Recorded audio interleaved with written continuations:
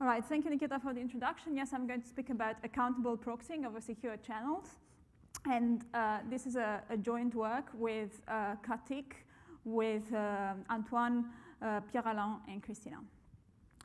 Okay, so what do I mean by proxying over secure channels? So normally when you have a client and a server, what's going to happen is if they want to speak over HTTPS and not HTTP, they're going to run, for example, TLS.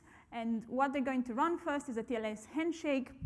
And they're going to establish a channel key at the two ends so that they can then encrypt the communication at the record layer between themselves and therefore have HTTPS as insecure as opposed to HTTP.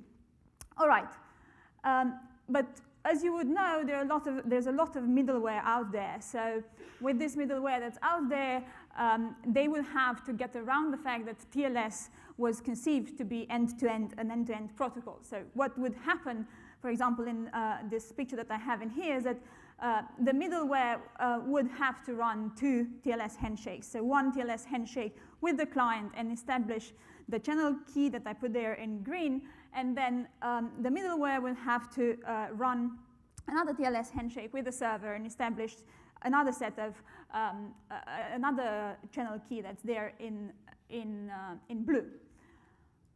And I probably do not have to convince you that there's a lot of in-network functionality, and there are a lot of threat associated to this, given the sheer diversity of them, and not only. And in fact, for example, for caching proxies, we had a paper at EuroSMP that described quite in a detailed manner the sort of threats that we're facing, the increased threats of having these proxies. But we did not look at this infrastructure where you have more than one. So there we looked at one. And one issue that was prominent in that work, and in fact is prominent in this proxying over secure channels, is the trouble of having these proxies being invisible.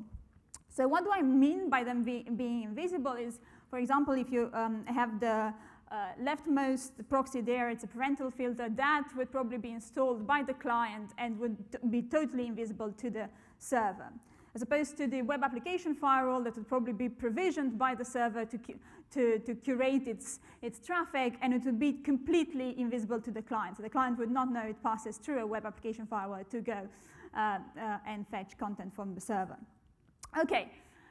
Another aspect that's interesting, it's not so much a problem, but is interesting, is to note that these are not all equal. So they have different sort of level of access, or they need different sort of level of access to the application layer. So, for example, the parental filter out there would probably just need to read the request headers, as opposed to the web application firewall that would need to read the whole of the response and request headers and modify the bodies potentially of the HTTP messages. So someone, namely Ioana and all in 2015 at SIGCOMM, came up with the idea of saying, okay, well, they're invisible, that's not very good, we can see in a lot of attacks that's not very good, let's make them visible, and let's have some sort of fine-grained access control level for these proxies, since they don't all need the same level of access. And this protocol that they put together was called mcTLS. So why are we here? Well, we're here because this mcTLS was promoted from the viewpoint, more of the viewpoint of the networking and performance and so on.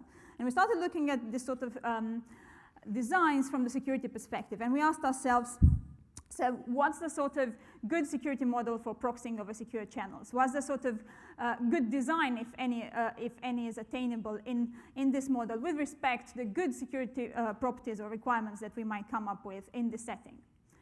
Okay, so this is what we try to do in this paper. So I'm going to try and give you a flavor of that. But before, I would like to go a bit over mcTLS. So as I said, this was a solution that was put forward in 2015. And what it did away with the proxies being transparent. So they said, okay, now we're going to make them visible to the endpoints, and moreover, we're going to do fine-grained permission on contexts. What do they call contexts? Contexts are, in fact, parts of the HTTP messages, so a header, for example, together with the access control level, so a read permission. So they call that context, and mcTLS stands for multi-context TLS. So how did they do that? How did they attain the fine-grained permission. So they were based on TLS 1.2, and they basically modified TLS 1.2 so that instead of having instead of establishing those channel keys that I showed you at the beginning, established these fine-grained access level keys. So in here you have in mcTLS, as I show on this slide, 3 interleaved handshakes, TLS 1.2, Diffie-Hellman, ephemeral Diffie-Hellman that are happening. They're modified. That's why you see the sort of a tilde that's in rather modified TLS handshakes and not the exact TLS handshakes. And that leads to some problems. But before I go to the problems, let's see what sort of goals they wanted to attain. So they wanted to attain the normal TLS inheritance goals, that is authentication and record layer security. And on top, they added this visibility goal, so no longer having transparent proxies. And they added a least privilege goal that was that if you only need read writes, you only get read keys, for example. But as I say, they modified the TLS handshakes, and the way they interleave them is a bit peculiar. All the stuff in red speaks about that, but you won't be able probably to see everything that's in there. But I'll tell you one attack that we present in the paper, very high level. So for example, in this modification of the way TLS is being run, one peculiar thing is that the middleware no longer has finished messages. What that means is that the middleware can no longer check whether what it saw during the handshake coincides with what the client and the server saw during the corresponding handshakes. And that leads, I can't go back, but that leads to the thing I wrote on the cloud in there, in the right-hand side cloud, and basically an attack whereby you can fool a middleware to believe that he is delivering content for he's delivering content for someone else. So the client asked the content for a server, but in fact the middleware it's delivering content from an attacker's server. And that's the type of attack that they did not see in their paper. So the sort of fact that you can break authentication, even a network attacker can break authentication without having any access to control keys or anything like that. He can purely break the goal of authentication in there and some level of visibility control. They also modify the record layer of TLS in quite a bad way, in the sense that the channel keys are no longer used to encrypt the record layer, but instead these access level keys are used. And that leads to other attacks. I have no time to cover those attacks, but I'm happy to speak about them later, and you can check them out in the paper. Okay, so that was an attempt that was, to my mind, still commendable. So that's a good attempt of trying to have accountability over when proxying over secure channels. There were some problems with it, so then we came up with a different design. That, in fact, it's a provable security design. So I'm going to go with you through this design. In stages, because it's a bit more complicated maybe if I just put up a slide with all the design. So the first phase is called a binding phase. Okay. So I first say on this slide at the top that the design is modular and generic. So what do I mean by generic? I mean that this phase starts and the protocol is based on any authenticated key exchange protocol, more specifically on an authenticated and confidential channel establishment protocol that you like. So it doesn't have to be TLS. It can be something else that you like, as long as it has the capability that alongside channel keys, it will be able to export some other keys, have exported keys. This is the case, for example, with TLS, but with others as well. Okay, so what you do in this binding phase, you first run independently and fully, completely 3 handshakes. So a handshake between the client and the middleware, and handshake between the middleware and the server, and handshake between the client and the server, and you establish the different color channel keys that I put in there. So that's different from mcTLS. You do it fully. You do not interfere with it. It's the protocol as it stands, and you run it. Okay, so after you've run that, what you're going to do, you're going to use these exporter keys that I mentioned earlier that you have to have on addition to the channel keys. You're going to use these exporter keys to generate what we call binders. So these are some bit strings that somehow link together all these 3 mini ACCE sessions. right? So you bind the green with the blue and the black, and you say they all happen for this purpose of this multi-party protocol we're running in here. Okay, so here are some details. So you have your you run your favorite ACC protocol, and you generate, as I said, the green keys, the blue keys first, and you generate the channel keys CK in there, and the exporter keys EK in there, and then those binders, those bit strings I spoke about, are this T, written as T in there. These T's are just the output of a PRF instance keyed on the exporter keys over the hash of what you run thus far. And then what happens is that the middleware will send to the client and to the server what sort of binders it computed, so the green ones and the blue ones, and it will send them encrypted, so AE in there stands for authenticated encryption, encrypted with the channel keys. So you use the actual protocol to send encrypted the binders that you calculated.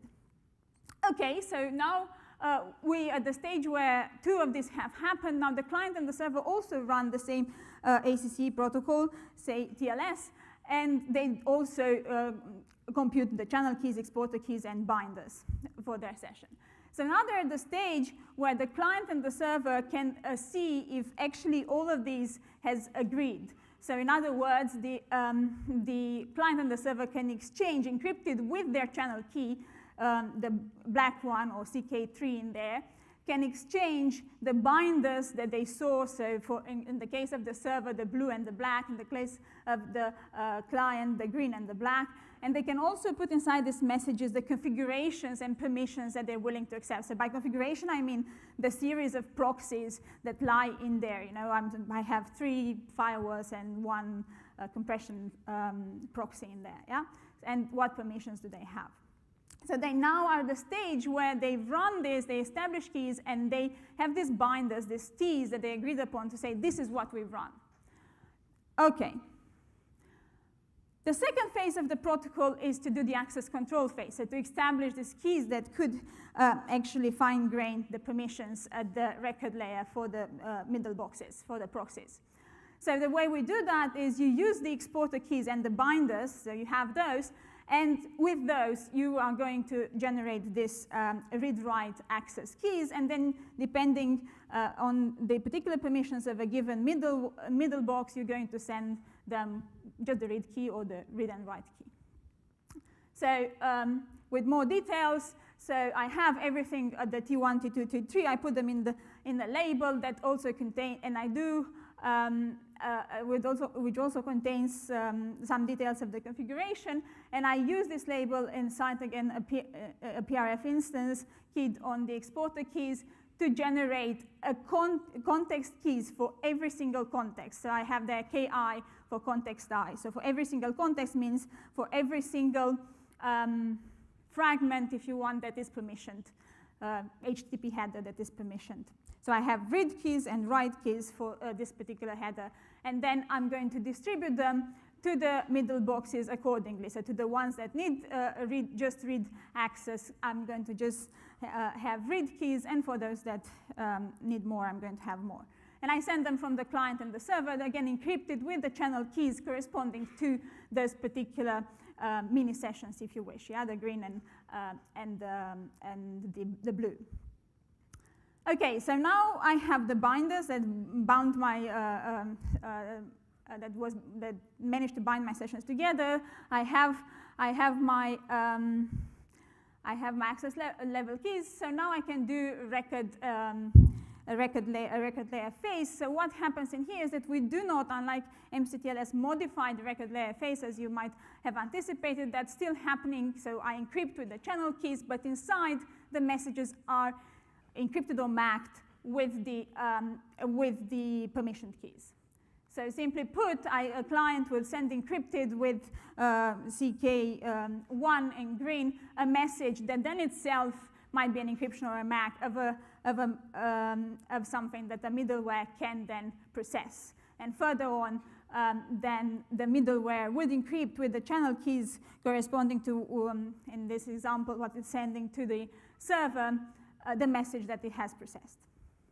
Okay, so that is the protocol that we have. This is how it would look like if I put it just on one slide at the beginning. bit more scary. So what I need you to, well, I don't need that, but what would be nice if you remembered would be that this is a generic construction, so you can use it with any ACCE protocol that you like. In fact, in the paper, we give an instantiation with TLS 1.3, and that is not dependent on TLS 1.3 in any shape or form. And even an older draft of TLS 1.3 would work. And it's modular in the sense that we do not modify this protocol in any shape or form again, and you have these different phases that are separated in different ways. And by the way, the construction is, I just did one middle box. You can do this, obviously, with a lot more middle boxes. There's some care as to how you send the messages, the order, and so on. OK, so check out our paper for details. What I'd like to say in the time that's left is that I said at the beginning that we're interested in security models as well. So we had to come up with a security model that would extend the normal ACCE model, the model that's normally done for this type of protocol, securing channel protocols. And as you would expect, we inherit some stuff from there, from that model, but we have to change quite a few to sort of blend in these aspects, that you have these mini sessions that are all acting together, and also have some master sort of session between the client and the server, which has global elements like the configuration and so on. So we had to come up with quite a convoluted definition, for example, of what it means to partner sessions in this setting for those that work in this type of models. So the security properties that we had are those that are normal and are inherited from ACCE, so entity authentication and channel security, and we added one that's configuration soundness to speak about this accountability, accountable proxying. So that is that your configuration, so the series of clients, middle boxes, and servers are in what you would expect them to be, in the correct sort of configuration, and that's also in the honest and dishonest case for our definitions. And we have some theorems in here that look rather scary, but you have the so for the security properties that I put up, what we achieve is basically that no network adversary could ever forge the configuration to an honest party, to an honest point in this configuration, that the access control keys are computed correctly, that the middle boxes can detect if an endpoint, a client or a server, is malicious. And technically, what you'd expect from such a model, that no network attacker can really learn what's happening at the record layer. But this does not speak about the record layer. These properties don't speak about the record layer in terms of accountability of proxying. So you have all this access control stuff, and these properties don't really speak about that in that sense. They are more ACCE type authenticated key exchange type properties with configuration soundness on top.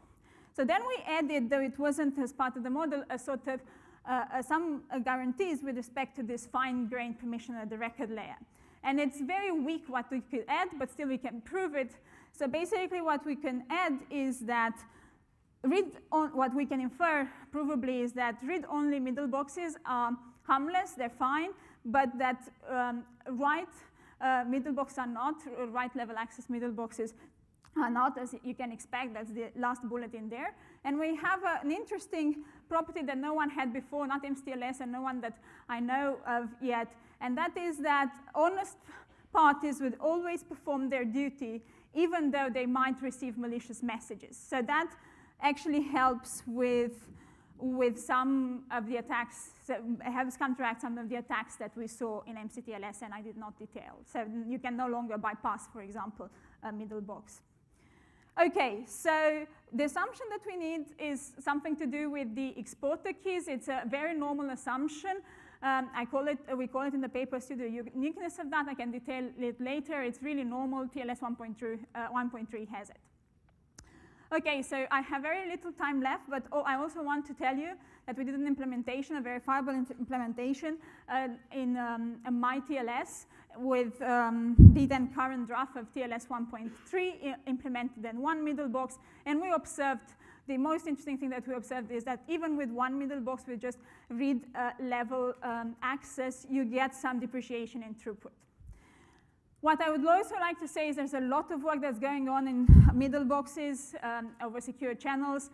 Some of my co-authors and myself are involved with some of, or loosely involved with some of the standardization efforts. There are other papers out there that speak about alternative solutions to ours. The message I'm leaving you with is that it's hard to do accountable proxying over secure channels. We achieved one security model for this and one design that's probably secure for this. In practice, I would say that given the guarantees that we can leave, you'd better put the most sensitive middle box closest to your server.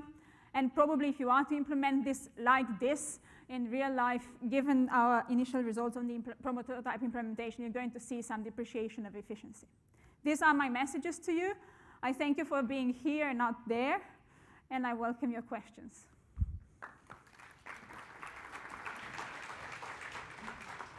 All right, everyone, since we're already a minute or two into the break time, I'm going to ask that people come and ask Ioana questions offline. But before we all go out to the lobby and get ourselves a treat, let's give a big round of applause to all the speakers in this great session.